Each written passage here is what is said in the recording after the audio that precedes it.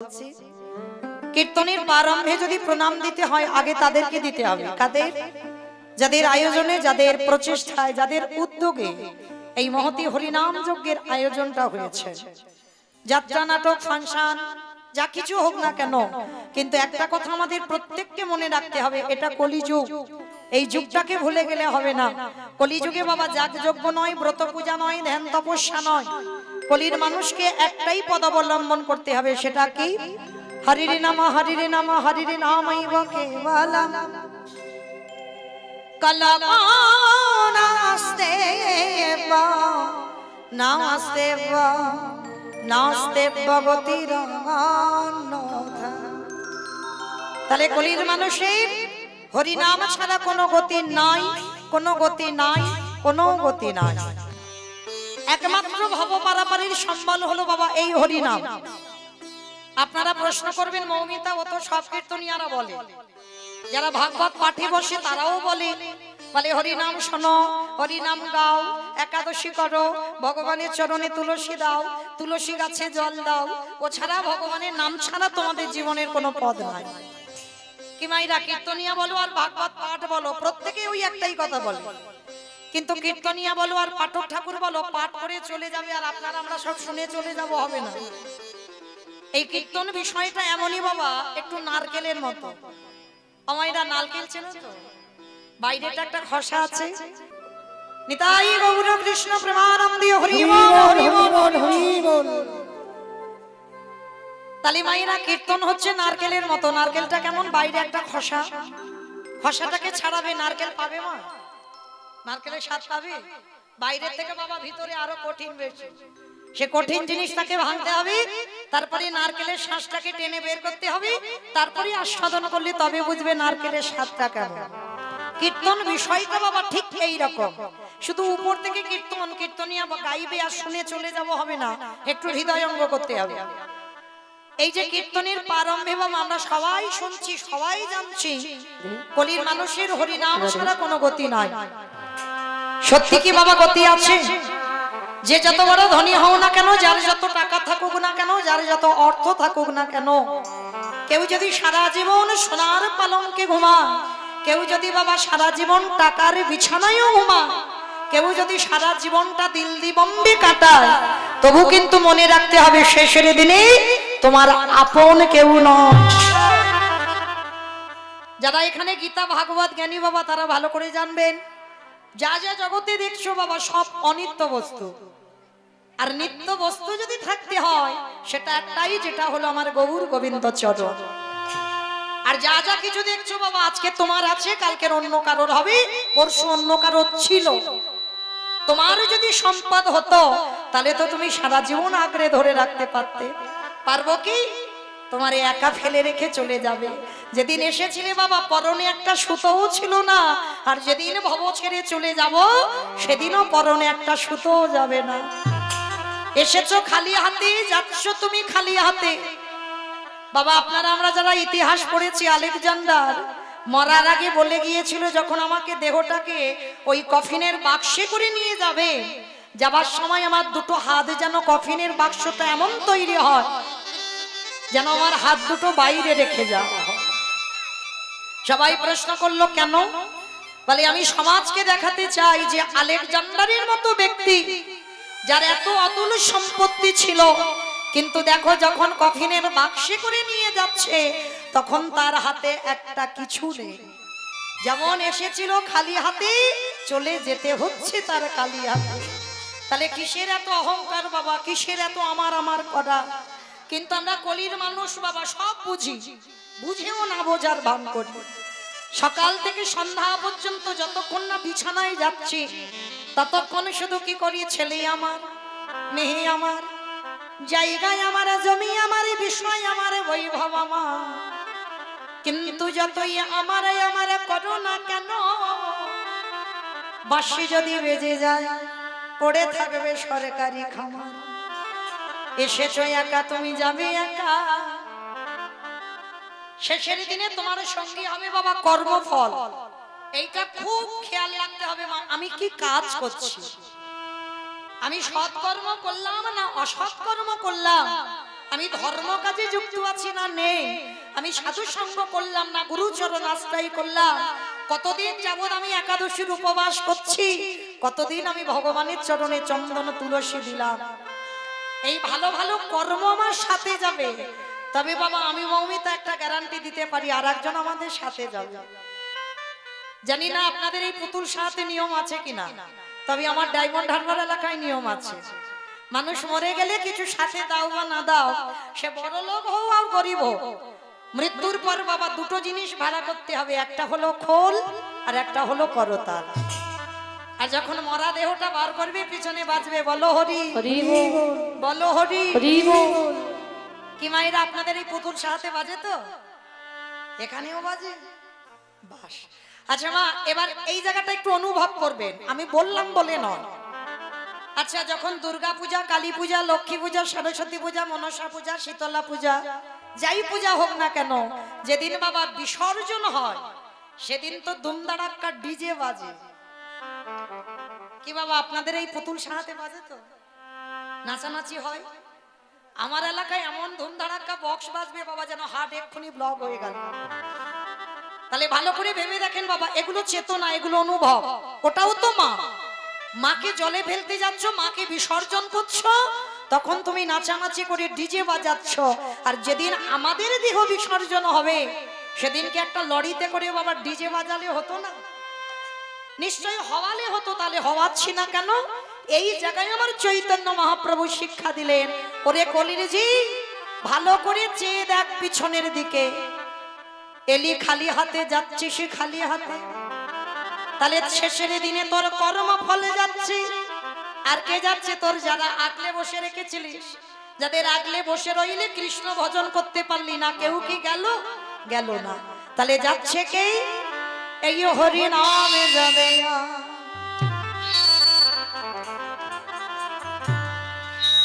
আমাদের পচা দেখো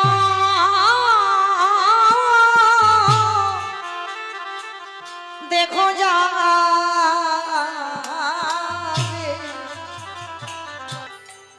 যেদিন তুমি ভাবা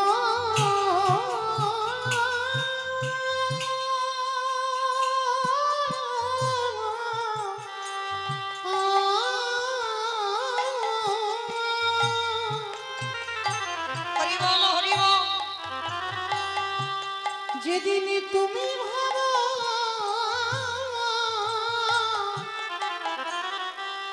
ওই ভাব মানে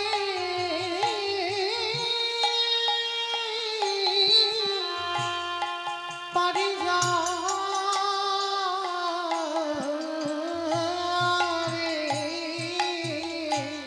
সেই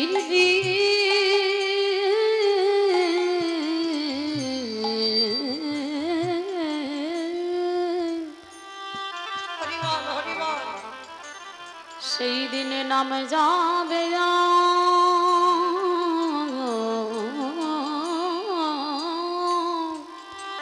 এই পচা দেহ ও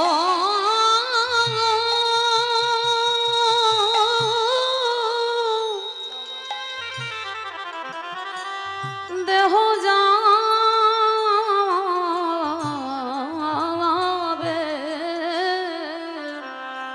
সেদিন তোমার আপনে বলতে ও ভাই কেহ থাকবে না।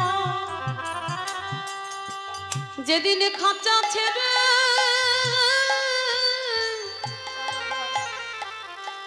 প্রাণে পাখি চলে যাবে, ও ভাই তোমরা যতই মারো সব আমার আমার। সেদিন আমার বলতে কেহ রবে না গো। আমাদের কারোর কৃষ্ণ ভজ হলো না কৃষ্ণ বলব বলে এইভাবে আমরা সবাই মায়ার বাঁধনে বন্দী হলাম, শুধু আমার আমার করে মরলাম। হেদায়াময়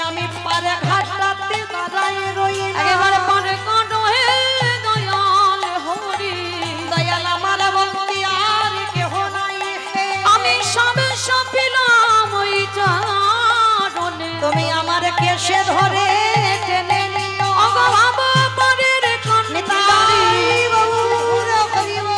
ওগো বাবা পারের কান্ডারি সেই দিন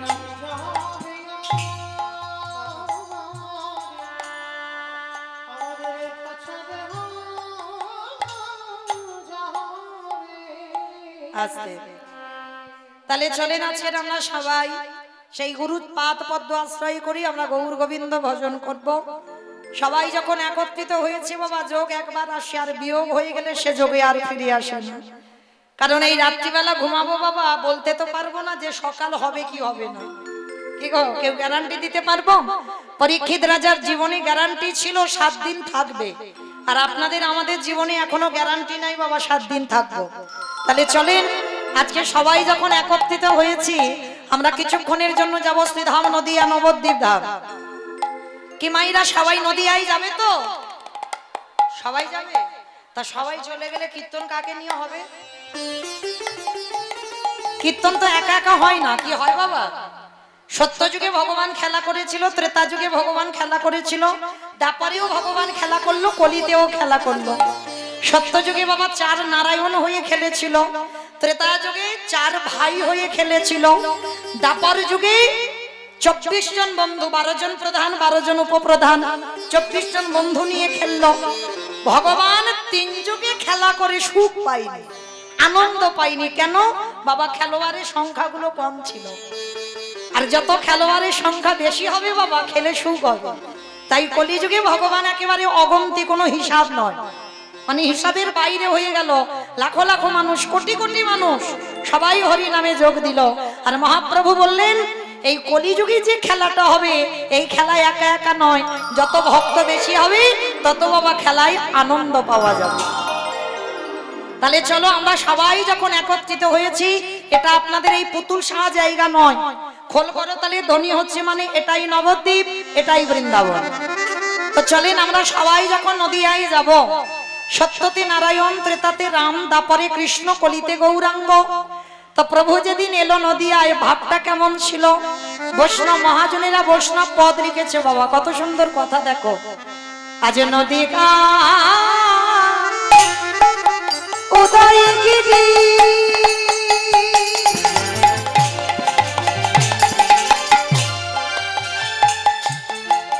আজ পূর্ণ চন্দ্র গৌর ওই নদিয়া উদয়গিরি। আস্তে। আচ্ছা মা, ঝগড়া করতে গেলে প্রথমে করে নামা ভালো, আর মাঝ রাস্তায় গিয়ে যদি ঝগড়া করি তাহলে তো মারামারি হবে। তাহলে আগে করে নি। এই কীর্তন শুনতে গেলে প্রভুর জন্য একটু কাজকর্ম করতে হয়। কাজকর্মগুলো কি?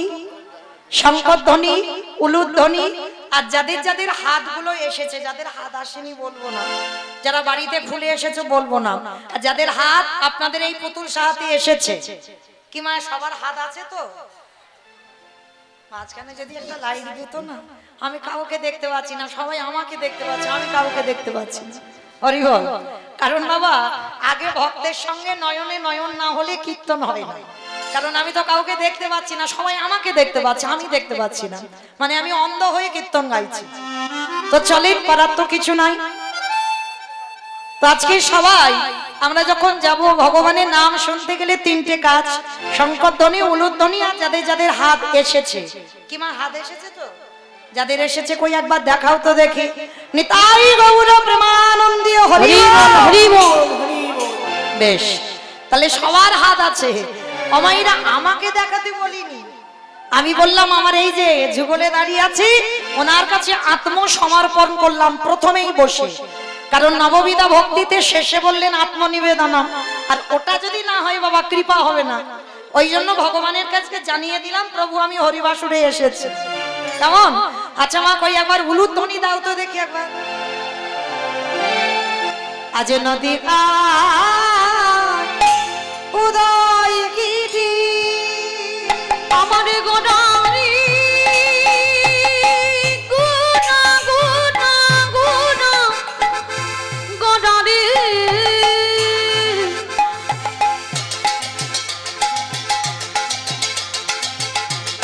গোড়া গোড়া গোড়া গোড়ারি গুনা গোড়ারি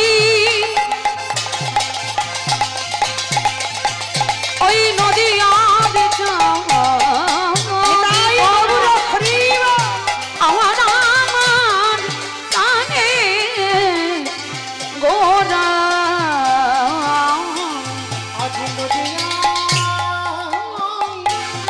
নিতাই গৌর প্রেমানন্দে।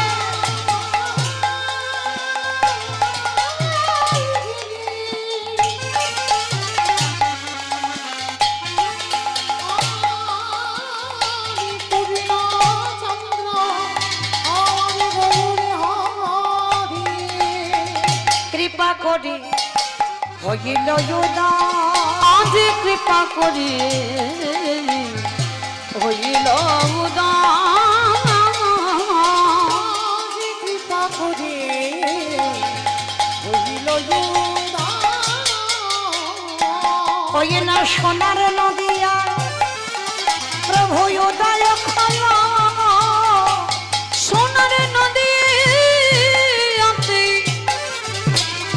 গৌরদাই হল ওই না কলির জীবী উদ্ধারিতে ওই নদী আছে উদয় হল কৃষ্ণ প্রেমে প্রসারিত ওই নদী আছে উদয় হল মানব জন্ম ধন্য করে নদী আছে উদয় হল গৌর হরি নদী আছে উদয় হল নদী আছে উদয় হল কৃপা করে হইল আস্তে। তাহলে নবদ্বীপের মাটিতে ব্রজেন্দ্র নন্দন কৃষ্ণ গৌর হলো কার ডাকে হলো বাবা? সাধারণ কোনো ভক্তের ডাকে নয়, এসেছিল শান্তিপুরের মাটিতে পুরো অদ্বৈত আচার্য গোসাই। আমাইরা অদ্বৈত আচার্য চেনো তো? যেন তোমাদের গ্রামে কেউ ভেবে বসো না। শ্রীকৃষ্ণ চৈতন্য প্রভু নিত্যানন্দ শ্রী অদ্বৈত গদাধর শ্রীবাস আদি গৌর ভক্তবৃন্দ। মাঝখানে যিনি দাঁড়িয়ে আছে, যাদের বাড়ি দেখবে পঞ্চতত্ত্ব ছবি, মাঝখানে তিনি দাঁড়িয়ে আছে, একটা বাচ্চাকে বলবে সে জানে ওটা কলির ভগবান। আর ওই ভগবানের ডান দিকে দেখবে একটা বুড়ো লোক, চুল গোপ দাড়িগুলো সব থেকে সাদা। কেন সাদা জানো? আমার চৈতন্য মহাপ্রভুর থেকে 52 বছরের বড়। তা যিনি 52 বছরের বুড়ো হবে তার তো চুল গোপ দাড়িগুলো পেকে যাবে। আজকে সেই বুড়ো মানুষটা 12 বছর মানে এক যুগ তুলসী ভাসিয়ে আমার কৃষ্ণকে গৌর করে ডেকেছিল। তাহলে আজকের আমাদের জানার বিষয় বাবা, নদিয়ার মাটিতে এত ভক্ত ছিল, শান্তিপুরে বুড়োর ডাকেই এলো কেন? তাহলে শান্তিপুরের বুড়ো লোকটার বাবা কতটা পাওয়ার ছিল, কতটা ক্ষমতা ছিল, যার জন্য বাবা ওই ওনারই ডাকি আসতে হলো। তাহলে আজকের আমরা জানবো মানুষটাকে, যার একটা নাম হচ্ছে মা মৃত্যুঞ্জয়। আমাইরা মৃত্যুঞ্জয় কোন ঠাকুরকে বলে? কালী ঠাকুর। কালী ঠাকুরকে কালী ঠাকুর, শিব ঠাকুর। শিব ঠাকুরের একটা নাম হচ্ছে মৃত্যুঞ্জয়। কেন? সত্য ত্রেতা দাপর এই 3 যুগে বাবার রূপ পরিবর্তন হয়নি, একই শিব ছিল। আর ওই বাবা কলিযুগে রূপ পরিবর্তন করেছেন, আভা দেবীর গর্ভে জন্ম নিয়েছিল, যার নাম হলো কমলাক্ষ। দীক্ষা নেবার পরে নাম হলো অদ্বৈত। আর মহাপ্রভুর আদরের দেওয়া নাম হলো নাড়া। আর রঘুপতি রামচন্দ্রের দেওয়া নাম হলো সীতানাথ। মানে একটা মানুষের কত রকমের নাম হয়, তো অদ্বৈত আচার্যের এতগুলো নাম ছিল। আর উনি হচ্ছেন বাবা ভোলানাথ। কিন্তু এখানে আমাদের জানতে হবে মা, সত্য যুগে শিব, ত্রেতা যুগে শিব, দাপরেতে শিব। ভগবান কৃষ্ণ 125 বছর বয়সে দেহ ত্যাগ করেছে। আমি বলছি না, ভাগবত বলছে। যত দেবদেবী আছে বাবা সবাইকে দেহ ত্যাগ করতে হলো, শুধু পরম বৈষ্ণব বাবা ভোলানাথ দেহ ত্যাগ করেনি, মৃত্যুঞ্জয় নাম নিয়েছে, মৃত্যুকে জয় করে রেখেছে। কিন্তু ওই বাবা কলিযুগের রূপটা পরিবর্তন করে নাম নিল অদ্বৈত আচার্য গোসাই। কিন্তু কেন? বাবা কলিযুগে শিব হলে কি অসুবিধা হতো? হতো না তো। তাহলে বাবা শিব হচ্ছে না কেন? এই হচ্ছে না কেন এইটা জানতে গেলে আমাদের সবাইকে যেতে হবে বাবা একটুখানি মহাভারত। এই মহাভারতে বাবা যুধিষ্ঠির মহারাজ করেছিল রাজস্বই যজ্ঞ। ভালো করে শুনবেন মা, খুব চেতনার কথা। এই রাজস্বই যজ্ঞে আমার ভগবান কৃষ্ণ সবাইকে দায়িত্ব দিয়েছিল। আর যুধিষ্ঠির মহারাজ বলেছিল, কৃষ্ণ কৃষ্ণ তুমি তো সবাইকে দায়িত্ব দিচ্ছ, ও কৃষ্ণ তুমি নিজে কোনো কর্ম করবে না? ভগবান আমার করজোর করে বলেছিল, দাদা সবাইকে তো আমি একটা করে কাজ দিয়েছি, আর জানো দাদা আমি আমার জন্য আলাদা করে দুটো দায়িত্ব ফেলে রেখেছি। সে কি? সবাই একটা করে কাজ করবে, কৃষ্ণ তুমি তোমার বেলা দুটো কাজ। আচ্ছা কৃষ্ণ কি কি কাজ করবে? বলে জানো দাদা, এই যজ্ঞে যত সাধুগুরু ব্রাহ্মণ বৈষ্ণব আসবে, আমি কৃষ্ণ দয়াময় হই সবার প্রথমে নিজের হাতে তাদের চরণ যুগল ধৌত করে দিই। ছটকে উঠেছি ভগবান, অসম্ভব কৃষ্ণ, এটা তুই কি বলছিস? কে কোন জাতের মানুষ আসবে, কে নিচু জাত কে উঁচু জাত, জাতির ঠিক নেই, আর তুই সবার পা ধোবাবি? ভগবান আমার একটু মুচকি হেসে বলেছিল, দাদা কোন কালেই তোমার জাতের বিচার ছিল না গো। আমার কাছে একটাই জাত, সবাই হলাম কৃষ্ণ চরণের দাস। ভগবান যদি জাতের বিচার করত, তাহলে ত্রেতা যুগে চন্ডালিনীর মেয়ে সেই যে শবরীমাকে কৃপা করত না, গোপ চন্ডালকে কৃপা করত না, কলিকালের মাটিতে মলয় চাঁদ কাজী যিনি বিধর্মী মুসলমান, তাকে আমার প্রভু কৃপা করত না। আমার ভগবান কোনদিন জাতের বিচার করেনি বাবা। কে নিচু যা, কে মুচু যা, কে ব্রাহ্মণ কে বৈষ্ণব, কে ক্ষত্রিয় কে শূদ্র, এ বিচার আমার ভগবানের নয়। আমার ভগবান নারী পুরুষ ভেদাভেদ করে না। ভগবানের একটা বিচার, সবাই হলাম কৃষ্ণ দাস। যতক্ষণ হরিবাসরে থাকবো মা, সংসার পরিবার আত্মীয় পরিজনের কথা ভুলে যান। আমরা তো বলে এসেছিলাম আমরা কৃষ্ণ দাস হব, কেন মায়ার দাস হব? তো যতক্ষণ হরিবাসরে থাকবে বাবা, আমার চিন্তাটা ভুলে শুধু একটাই কথা ভাববেন, আমরা শুধু হলাম কৃষ্ণ চরণের দাস, আর আমাদের কোনো দ্বিতীয় পরিচয় নেই।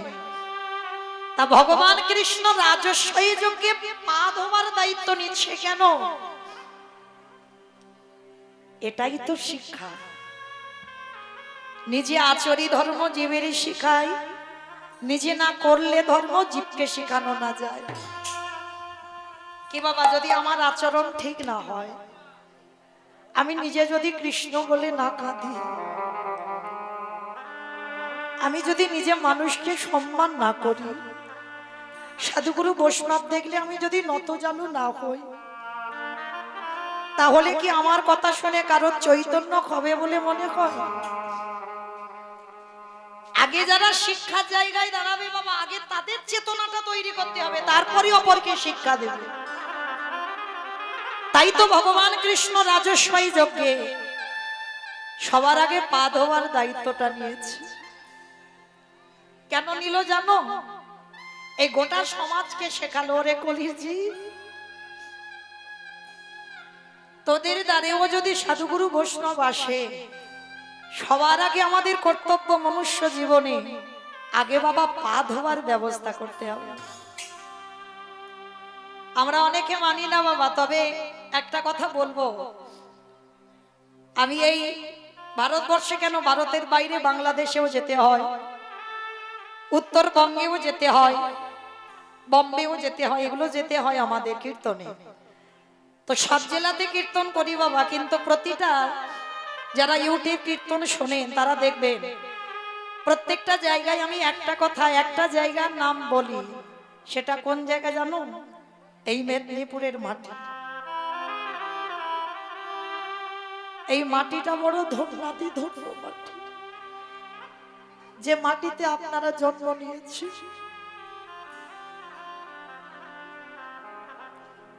এই যে আপনারা মাতঙ্গিনী হাজরা দেশের মানুষ, আমরা যারা ইতিহাস পড়েছি সেই মাটির মানুষ, আমরা বিদ্যাসাগরের মাটির মানুষ। কথা বললেই বাবার হৃদয়টা দুলে ওঠে।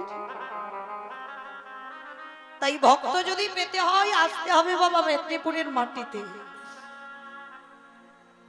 তো এই মাটিটাই সব থেকে ভালো ধন্যাতি ধন্য। কেন? মহান মহান ব্যক্তিদের জন্ম হয়েছে বাবা। আর এখনকার দিনে একটা মহান ব্যক্তিদের জন্ম হচ্ছে না। কেন? কারণ মাটিটা ভালো নয়। সবার আগে লক্ষ্য করতে হবে বাবা, বাবা হলো বীজ, মা হলো ক্ষেত্র বা মাটি। ও মাইরা কোন মাটির কথা বললাম গো? মা মাটি। বেশ, হরি বল। মা মাটি, মাটা কেমন আগে লক্ষ্য করতে হবে। এই যে আমরা পূজা অর্চনা করি বাবা, পূজা অর্চনার সময় যেমন এই আসছে পয়লা বৈশাখ, অনেক অনেক মানুষরা বাবা কত নতুন নতুন জামা কাপড় কিনে অনেক মানুষদের দেয়। নিজেদের পরিবারে সবাই নতুন নতুন জামা কাপড় পরে। ওই একজন মা কোনোদিন বলেছেন, যারা অনাথ, যারা পড়তে পারে না, যারা রাস্তার পাগল ঘুরে বেড়ায়, প্রতি বছর তো আমি পড়ি বাবা, একটা বছর ওই রাস্তার ভিখারিদের একটু দান করিস। এগুলো আমাদের মতো মারা বলবে না, কিন্তু বলেছিল বাবা বিদ্যাসাগরের মা ভগবতী। তখনকার দিনে বাবা সমাজে এখন যেমন আমাদের গায়ে জামা আছে, তখনকার দিনে ছিল না। ঠান্ডার সময় মা ভগবতী উঠান ঝাঁপ দিচ্ছে। বিদ্যাসাগর মনে মনে সংকল্প করেছিল, যদি কোনোদিন রোজগার করি সবার প্রথমে আমার মায়ের জন্য একটা দামি শাল কিনে এনে দেব। প্রতিজ্ঞা করেছিল একটা দামি শাল আমি আমার মাকে প্রথম রোজগারের টাকায় দেব। তা বিদ্যাসাগর প্রথম বেতনের টাকায় মায়ের জন্য একটা শাল কিনেছে। মা তখন অসুস্থ। বিদ্যাসাগরের নামটা তো পরে হয়েছে বাবা, মায়ের দেওয়া নাম ছিল সাগর। যেই না সাগর এসে মাকে ডেকেছে, মা মা। কে? আমি তোমার সাগর। ও মা, আমি জানি তুমি কত কষ্ট পাও। ঠান্ডার সময় তোমার ভালো একটা গায়ে চাদর নেই, তোমার গায়ে ভালো একটা জামা নেই, ভালো শাড়ি নেই। মা শোনো, তোমার জন্য কিছু ফল কিনে এনেছি, আর তোমার জন্য আমি এই দামি শালটা কিনে এনেছি। মা ভগবতী বিছানায় পড়ে বলেছিল, সাগর আমার ছেলে তুই রোজগার করেছিস, মায়ের জন্য শাল কিনে এনেছিস, কিন্তু সাগর কত মা তো রাস্তায় ঘুরে বেড়াচ্ছে, কত মা তো বৃদ্ধাশ্রমে পড়ে আছে। শোন বাবা সাগর, যেদিনে তুই তাদের গায়ে একটা শাল কিনে দিতে পারবি, সেদিন তোর মাই দামি শালটা গায়ে দেবে। নিতাই গৌর প্রেমানন্দ। হরি বল, হরি বল। হরি বল। কি গো, মা যদি হতে হয় এদেরকে তো মা বলবে।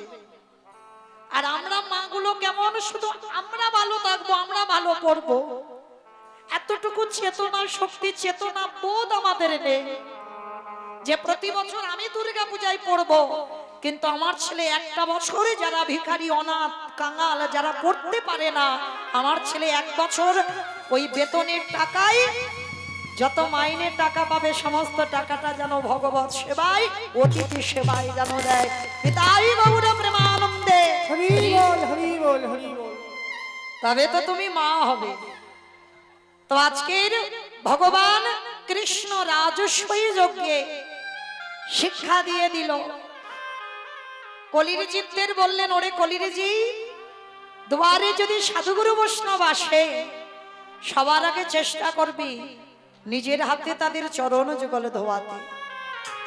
অনেক অনেক ভক্তরা প্রশ্ন করতে পারেন, মৌমিতা যদি সাধুগুরু বৈষ্ণব বছর অন্তর না পাই, যদি হয়তো আমার গুরুদেব দেহ রেখেছে, তখন কি হবে? বলে তার জন্য ভেবে রেখেছে। কি ভেবেছে জানো? যদি বাবা যে যার ঘরের বাবা মা থাকে, আর যারা হারিয়ে ফেলেছো বাবা তাদের তো আর কিছু বলার নেই, যাদের আছে এই অধম কীর্তনিয়ার কথা মা একটু মনে রেখো। ওই দুটো চরণ বাবা খুব মূল্যবান। যারা হারিয়ে ফেলেছো, হাজার দিন কাঁদলেও তো আর ফিরে পাবে না। আর যাদের আছে ওই মূল্যবান চরণ দুটো একটু সেবা করো। কেন বললাম মূল্যবান চরণ বাবা? এটা আমার কথা নয়, ভাগবতে কৃষ্ণ তো বলেছে, সুদামা এই পৃথিবীতে সব থেকে বড় গুরু হচ্ছে যে যার ঘরের বাবা মা।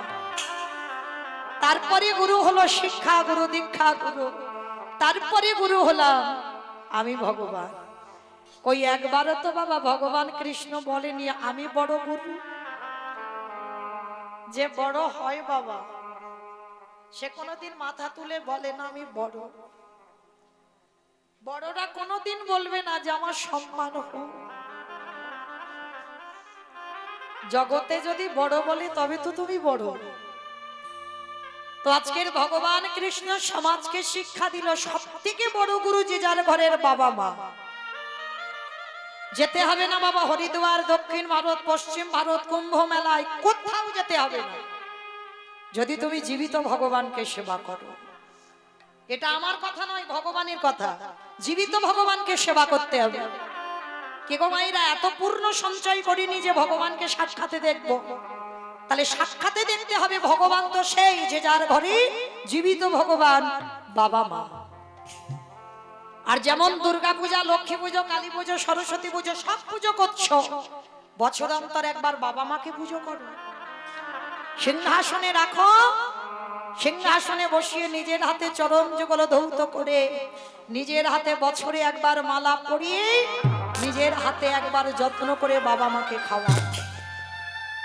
ভগবান বললেন সেই ভক্ত যদি আমার তীর্থেও না যায়, সে ভক্ত কোনোদিন যদি আমার ডাকতেও ভুলে যায়, আমি সারা জীবন সেই ভক্তের দুয়ারে বন্দী হয়ে থাকি। নিতাই গৌর প্রেমানন্দে। হরি বল, হরি বল, হরি বল। তাই তো ভগবান কৃষ্ণ রাজস্বী যজ্ঞে আগে পা ধোবার ব্যবস্থা করলেন। শুধু পা ধোয়া নয়, আরো একটা কাজ করেছিল। কি কাজ জানো? যত যত ভক্ত প্রসাদ পেয়েছিল কৃষ্ণ দয়াময় ওই এঁঠো পাতাগুলো নর্দমায় ফেলেছিল। শুধু নর্দমায় ফেললো না বাবা, আরো একটা কাজ করলো। ওই এঁঠোগুলো নিয়ে কৃষ্ণ আমার সারা গায়ে মাখছে। ও যে ভক্তে ভগবান,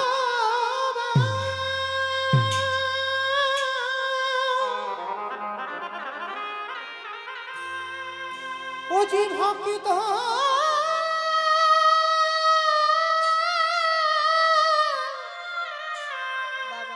ভক্ত ছাড়া কিছু জানে না,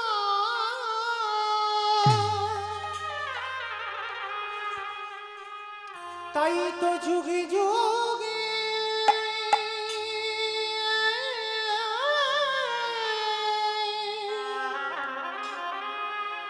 ও যে ভক্তের কাছে ছুটে আসে।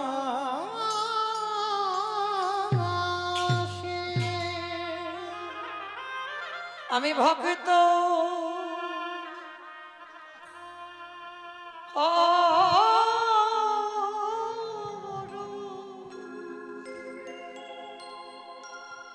বড় ভালো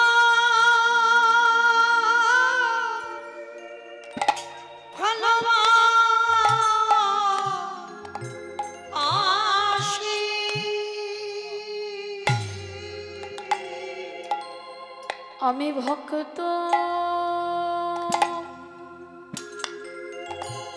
ও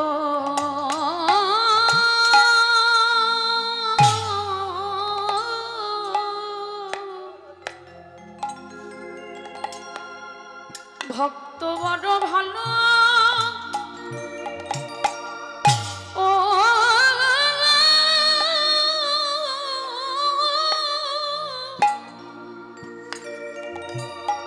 ভালোবাসে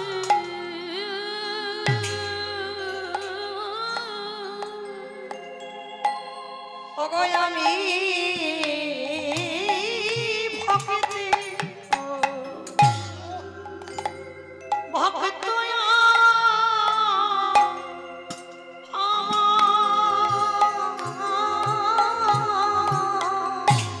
আমি ভক্ত ছাড়া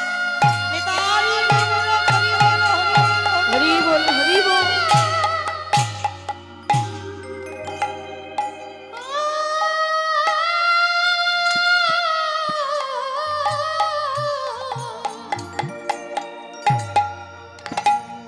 আমি ভক্ত ছাড়া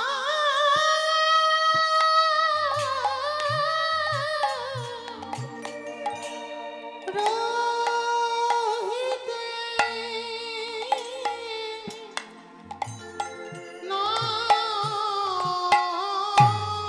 নারী। আমি ভক্ত ও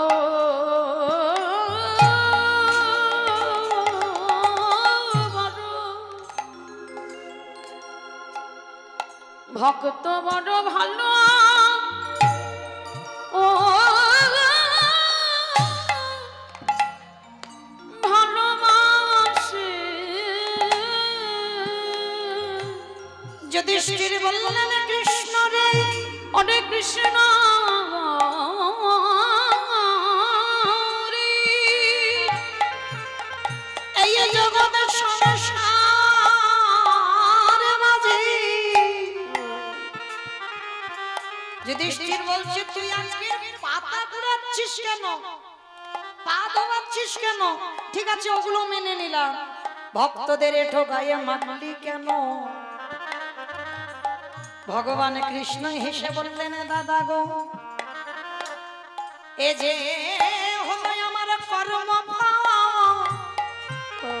শোনো শোনো দাদা জগতে সবাই তো পাপ করে কিন্তু জানো দাদা আমি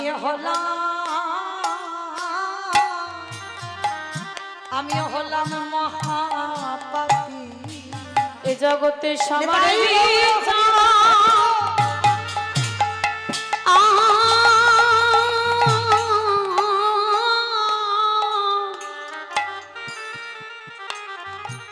আমি সবার বিচার করি বটে কিন্তু আমি হলাম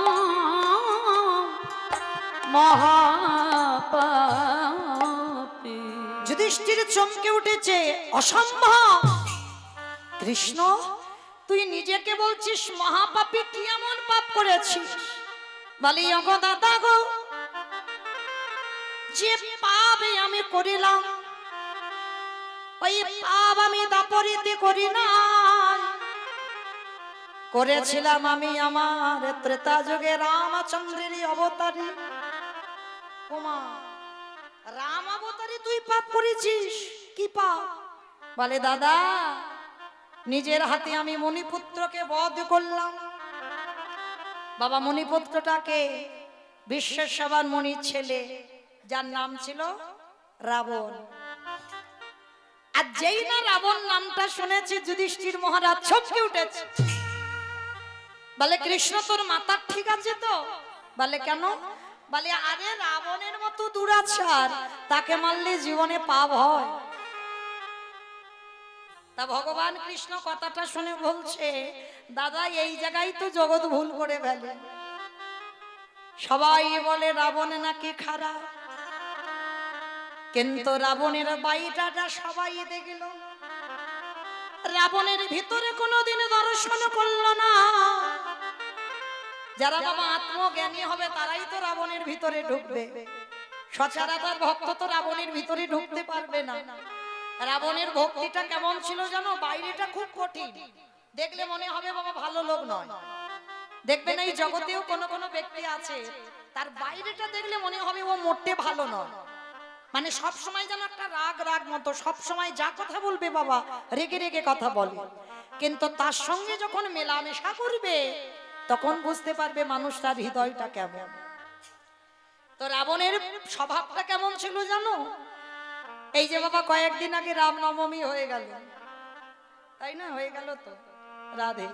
তো এই যে রামনবমী তিথি গেল, রামচন্দ্রের আবির্ভাব তিথি, অনেক মানুষ অনেক ভক্ত আমরা ব্রত পালন করেছি, কারণ দুটো ছেলের জন্মতিথি পালন করতে হবে, একটা হলো জন্মাষ্টমী, একটা হচ্ছে রঘুপতি রামচন্দ্রের আবির্ভাব তিথি। কিন্তু বহু মানুষ পালন করে না, কিন্তু পালন করতে হয়।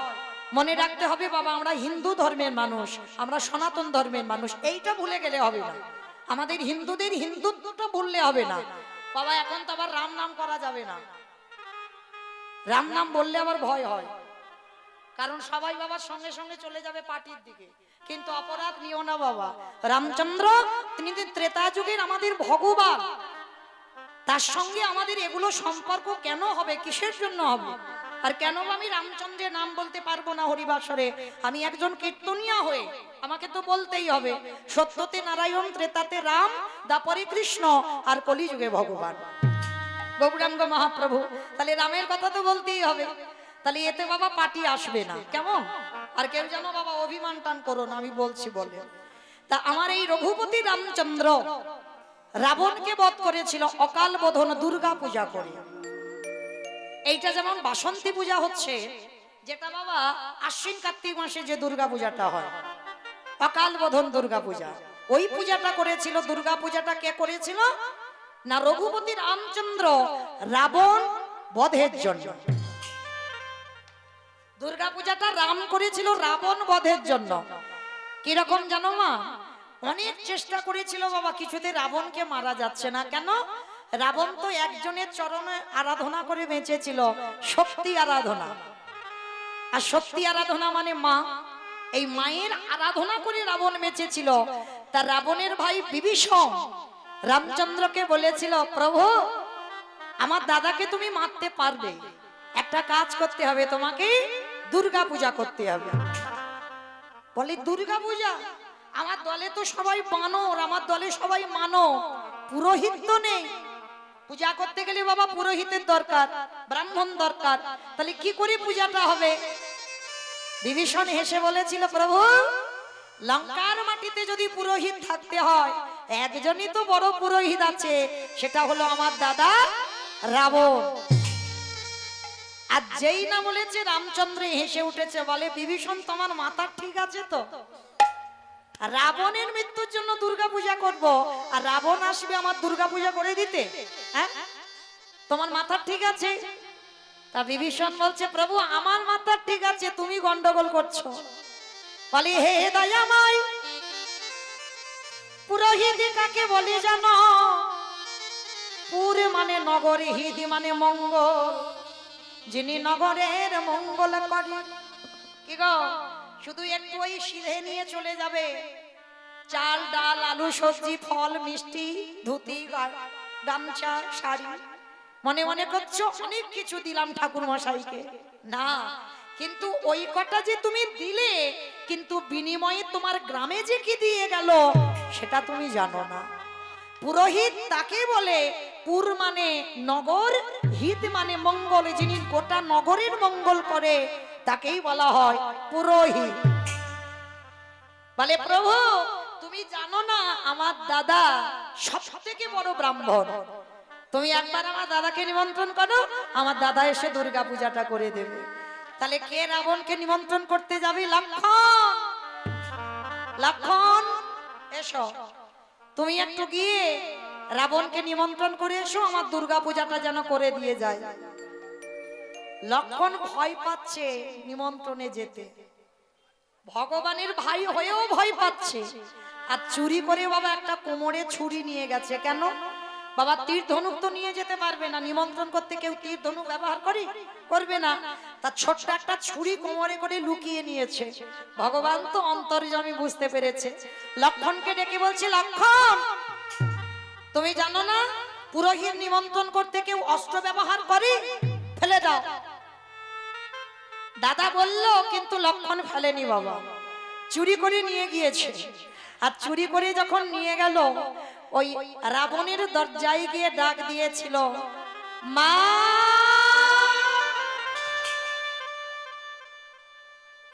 যেই না মা বলে ডেকেছে, মন্দোদরী 1 লক্ষ ছেলে আর 1.25 লক্ষ নাতি, একটা দুটো নয় মা, আমাদের মতো 2-5টা ছেলে নয়, রাবণের 1 লক্ষ ছেলে, 1.25 লক্ষ নাতি, 10,000 স্ত্রী।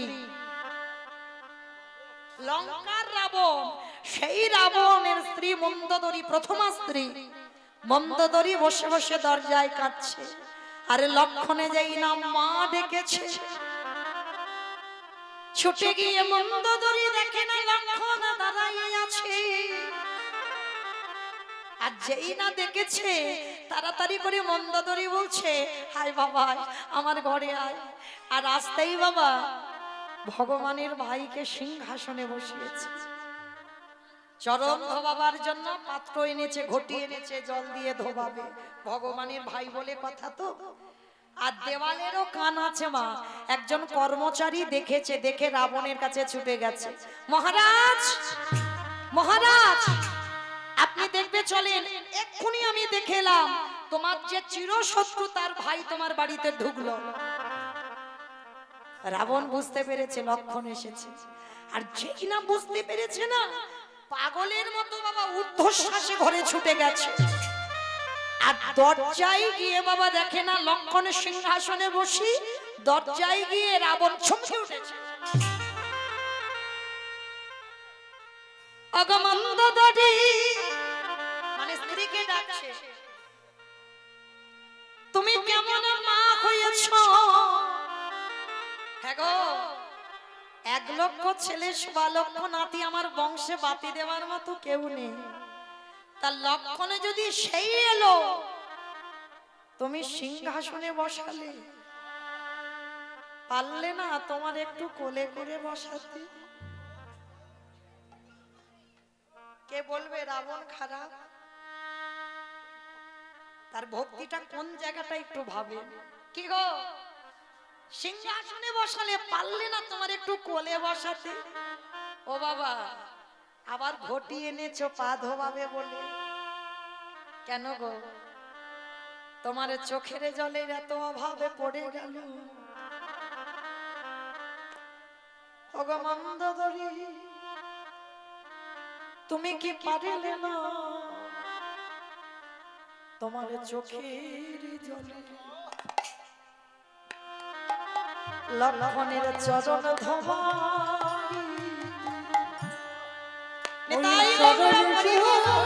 হরি বল হরি বল।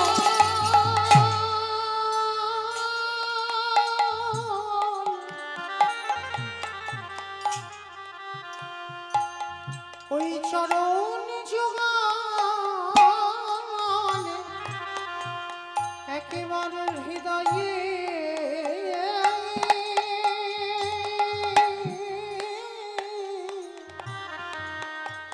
হৃদয়ে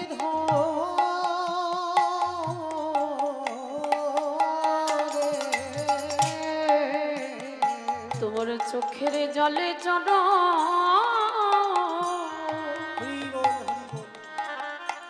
কেন ধোয়ালে না? মন্দোদরী, তুমি কোলে বসিয়ে তোমার চোখের জলটা কি ছিল না? এত অভাব পড়ে গেল। এইবার রাবণ এসে বাবা ডাক দিয়েছে, রাবণ এসে লক্ষণ সিংহাসনে বসে আছি, দুটো হাত বাড়িয়ে বলছে, লক্ষণ আয়।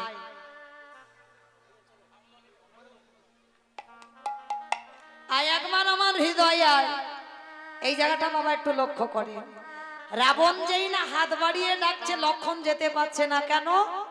ওই যে বাবা কোমরে আছে তো ছুরিটা, যদি বুঝতে পেরে যায়। রাবণ কিন্তু দেখতে পাচ্ছে না, কত বড় ভক্ত এখানেই প্রমাণ হবে।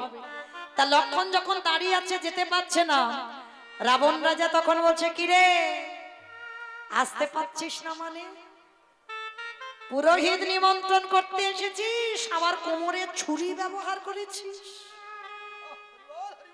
ফেলে দে, ফেলে দে। আচ্ছা বলেলি কেন? তা লক্ষণ বলছে আমার দাদা অকাল বোধন দুর্গা পূজা করছে, ওই জন্য পুরোহিত পাচ্ছি না, ওই জন্য তোমার কাছে এসেছি নিমন্ত্রণ করতে, পূজাটা একটু করে দিয়ে আসবে চলো। লক্ষণ বলছে।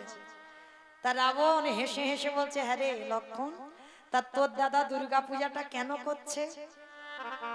তা লক্ষণ মাথাটা নিচু করে বলছে, রাবণের মৃত্যুর জন্য। যেই না কথাটা বলেছে রাবণ বলছে, দাঁড়া আমি একটু ঘরে থেকে ভালো করে গুছিয়ে টুছিয়ে আসি।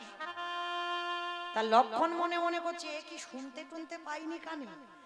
আমি বললাম রাবণের মৃত্যুর জন্য দুর্গা পুজো করছে, আর ও বেটা শুনে বলছে ঘর থেকে গুছিয়ে আসি। লক্ষণ আবার দ্বিতীয়বারে কথাটা রিপিট করছে, শোনো আমার দাদা রাবণের মৃত্যুর জন্য দুর্গা পূজা করছে। যেই না দ্বিতীয়বারে কথাটা বলা, রাবণ বলে চুপ কর, চুপ কর। তুই কি মনে করেছিস আমি কানে কম শুনি, শুনতে পাইনি? আমি খুব শুনতে পেয়েছি। তোর দাদা আমার মৃত্যুর জন্য দুর্গা পূজা করছে। হ্যাঁ রে, তোর দাদা কি এটা জানে আমি যদি একবার পূজায় বসি, যার নামে সংকল্প করে দুর্গা পূজা করছে তৎক্ষণাৎ তার মৃত্যু হবে? হ্যাঁ রে, আমি যদি পূজায় বসি আমার নামে তো সংকল্প, তাহলে আমি পূজা করব আমার মৃত্যুর জন্য। হ্যাঁ রে, আমি মরে গেলে আমার বংশে বাতি দেওয়ার মতো তো কাউকে রাখি না। আমি যে মরব, আমার মৃত্যুর পর আমার ক্রিয়াকর্মটা করবে কে রে? যাব আমি, কথা দে লক্ষণ। আমি যখন দুর্গা পূজা করি আমার প্রাণটা চলে যাবে, তুই আমার বংশের সন্তান হয়ে তুই আমার ক্রিয়াকর্মটা করে দিবি। এতদিন এই মনোভাব লক্ষণ কোনোদিন রাবণের দেখেনি। লক্ষণে ছুটে গিয়ে রাবণকে বুকে জড়িয়ে ধরে বললেন, রাবণ এতদিন আমি মনে মনে ভাবতাম তুমি বোধহয় ভালো লোক নও, কিন্তু আজই আমি জেনে গেলাম এই লঙ্কার মাটিতে যদি ভক্ত থাকতে হয় তোমার মতো ভক্ত এই লঙ্কা থেকে হবে না। আমি এমন ভাগ্য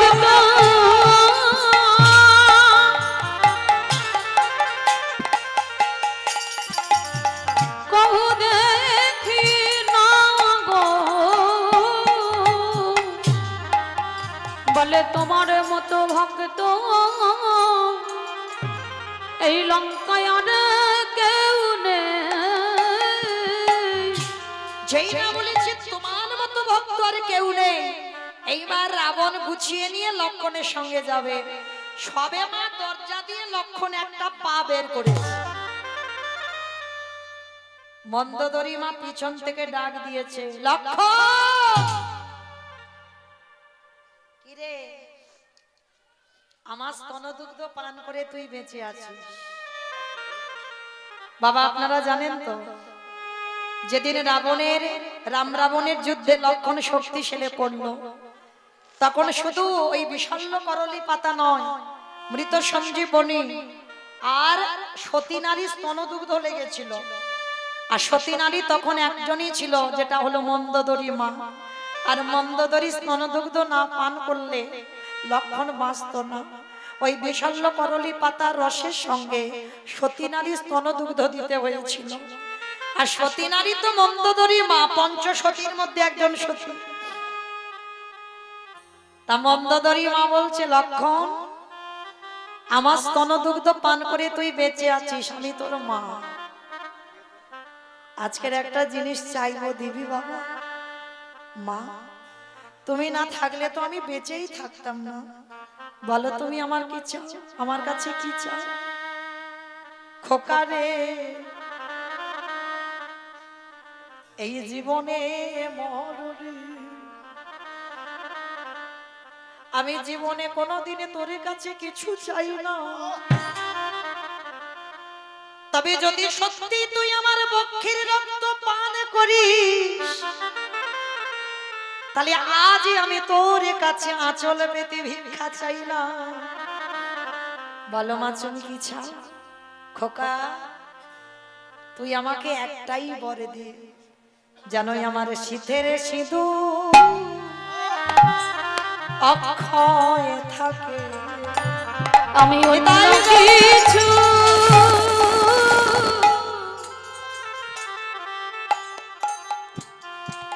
আমি অন্য কিছু চাহি না, আমার শীতের সিঁদুর যেন অক্ষয় থাকে।